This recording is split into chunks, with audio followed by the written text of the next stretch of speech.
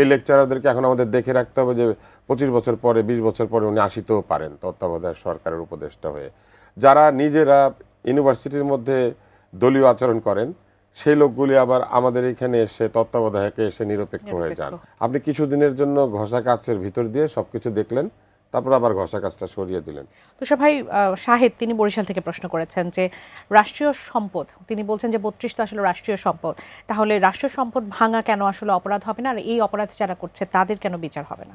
রাষ্ট্র যদি নিজের সম্পদ নিজে বাঁচাতে না পারে তাহলে রাষ্ট্র যারা পরিচালনা করেন তারা জবাব দিবেন।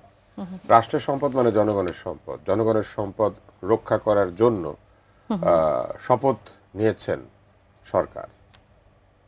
ফলে জনগণের জানমাল যেমন তার নিরাপত্তা দিতে হবে, জনগণের সম্পদকে নিরাপত্তা দিতে হবে।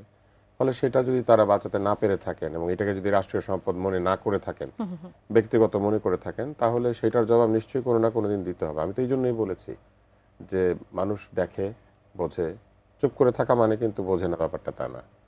ফলে কোথাও না কোথাও কোনো না কোনো দিন সত্য সামনে আসবে। এবং আপনি নিশ্চয়ই দেখেছেন আমেরিকাতে কলম্বাসের মূর্তি ভেঙে ফেলা হচ্ছে। আমরা ছোটবেলায় পড়তাম আমেরিকা আবিষ্কার করেছেন আমেরিগো ভেসপুচি আর কলম্বাস। কলম্বাস সেখানে বসতি স্থাপন করেছেন। আমেরিকাতে এই দুজনের কারণ তারা এখন আর স্মরণ করতে চায় না, এদেরকে ঘৃণা ভরে স্মরণ করে। এর কারণ হচ্ছে কলম্বাস যে নির্যাতন করতেন, কলম্বাস যে অসুস্থতা ছড়িয়ে দিয়েছিলেন আমেরিকাতে, আমেরিকার যে আদিবাসী গোষ্ঠী যারা আসলে আমেরিকার মালিক তাদেরকে যে সিস্টেম্যাটিক্যালি হত্যা করেছেন, এগুলি যতই ঢেকে রাখার চেষ্টা করা হোক না কেন শেষ পর্যন্ত বেরিয়ে এসেছে। এবং আমি একসময় আমেরিকাতে ছিলাম, এই অবস্থা আমি থাকা অবস্থায় কলম্বাসের মূর্তি উপড়ে ফেলতে দেখেছি। তো সেই কারণে কোনো মূর্তি আসলে টিকে থাকে না, কিন্তু মানুষের মনের মধ্যে যদি কারো প্রতি ভালোবাসা শ্রদ্ধা থাকে সেটা টিকে যায় বহু বহু বছর পরেও। রাজনীতিবিদরা যখন বলছেন যে আমরা একটা রাজনৈতিক ট্রানজিশনের মধ্য দিয়ে যাচ্ছি, অর্থাৎ একটা ক্রুশাল একটা মোমেন্টের মধ্য দিয়ে আমরা যাচ্ছি, সেখানে তত্ত্বাবধায়ক সরকার ব্যবস্থা যদি ফিরে আসে সেটি আসলে রাজনীতিতে কী ধরনের প্রভাব ফেলতে পারে, বা এই নির্বাচনের জন্য সেটি কতটুকু ভালো হবে, আপনার মন্তব্য কী? তত্ত্বাবধায়ক সরকার ব্যবস্থা ফিরে আসা এবং না আসা এই দুটোই আসলে নির্ভর করছে এখন আদালতের রায়ের উপরে।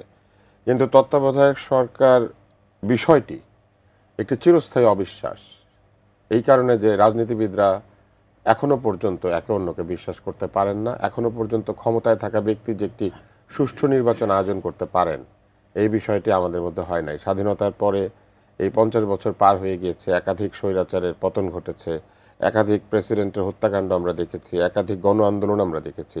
এত কিছুর পরেও আমরা এখনো পর্যন্ত রাজনীতিবিদদের মধ্যে একে অন্যের প্রতি ক্ষমতা পরিত্যাগের যে সুস্থতা এই বিষয়ে কোনো আস্থা আমরা দেখতে পাই না। অর্থাৎ দেখেন এই অবিশ্বাস দূর হয় নাই। মানে তত্ত্বাবধায়ক সরকার হচ্ছে একটি অবিশ্বাসের ফলাফল। এবং সেই অবিশ্বাসের ফলাফলে কি হয়, আমরা আমাদেরই মধ্যে থাকা কিছু লোক যারা নিজেদেরকে সুশীল বলে দাবি করেন, যাদের সরাসরি রাজনৈতিক সংস্রব নাই, এমন লোকদেরকে কিছুদিনের জন্য ওই আসনে বসিয়ে দিয়ে ভাবি তারা একটা সুন্দর গ্রহণযোগ্য নির্বাচন আয়োজন করবেন।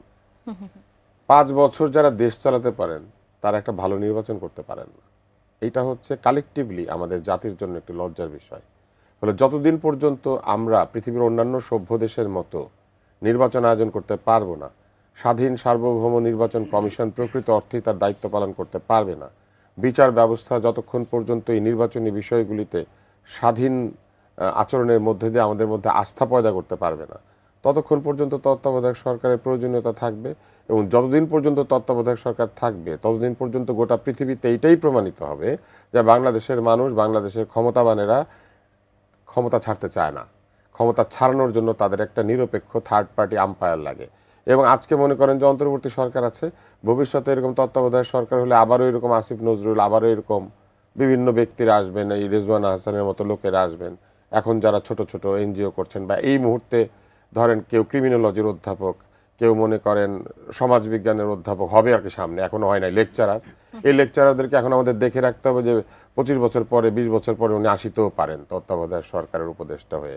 যারা নিজেরা ইউনিভার্সিটির মধ্যে দলীয় আচরণ করেন সেই লোকগুলি আবার আমাদের এখানে এসে তত্ত্বাবধায়কে এসে নিরপেক্ষ হয়ে যান। যারা বিভিন্ন বিদেশি দাতাদের টাকায় নিজেদের জীবন নির্বাহ করেছেন, ওরা আবার তত্ত্বাবধায়ক সরকারের সময় এসে আমাদের দণ্ডমুণ্ডের কর্তা হয়ে খুব নিরপেক্ষ হয়ে যান। এই পুরো বিষয়টা নিয়ে জানেন একটা মার্কি মানে একটা ধোঁয়াশাগ্রস্ত একটা একটা অবস্থা, ঘষা কাচ থাকে না, এই ঘষা কাচের মতো একটা ব্যাপার আর কি। আপনি কিছুদিনের জন্য ঘষা কাচের ভিতর দিয়ে সবকিছু দেখলেন, তারপর আবার ঘষা কাচটা সরিয়ে দিলেন। জাতির নিজের নৈতিক মান এবং জাতির দণ্ডমুণ্ডের কর্তা পলিটিশিয়ান এবং পলিটিক্যাল প্রসেসের সাথে যুক্ত লোকরা যতক্ষণ পর্যন্ত প্রকৃত অর্থে নিরপেক্ষ এবং ক্ষমতার লোভ পরিত্যাগ করে ক্ষমতাকে অন্যের হাতে জনগণের রায় অনুযায়ী বুঝিয়ে দেওয়ার মতো নৈতিক অবস্থানে পৌঁছাবেন না, ততক্ষণ পর্যন্ত এই তত্ত্বাবধায়ক সরকার থাকবে। আর একটা ছোট্ট উদাহরণ দিয়ে আমি শেষ করি। তত্ত্বাবধায়ক সরকার হচ্ছে, আপনি দেখবেন যে কিছু মানুষের কিডনি নষ্ট হয়ে গেলে একটা ব্যাগ লাগিয়ে ঘুরে, তো ওই ব্যাগটা লাগানো অবস্থা আপনাকে বুঝতে হবে যে তার কিডনিটা খারাপ, সেই জন্য ব্যাগটা লাগাতে হয়েছে। তত্ত্বাবধায়ক সরকার হচ্ছে আমাদের সেই ব্যাগ লাগানোর মতো